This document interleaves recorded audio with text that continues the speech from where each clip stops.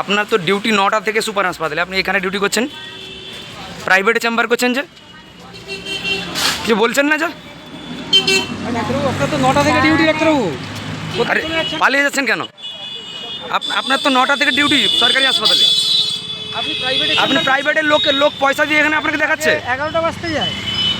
আপনি তো সরকারি ডাক্তার, সরকারি হাসপাতালে ডিউটি আছে, 9টা থেকে তো ডিউটি আপনার। এখন তো 11টা বাজতে যায় ডাক্তারবাবু।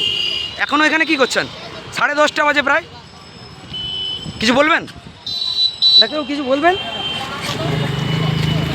আপনি কোন প্রাইভেট চেম্বার করছিলেন, কোথায় করছিলেন?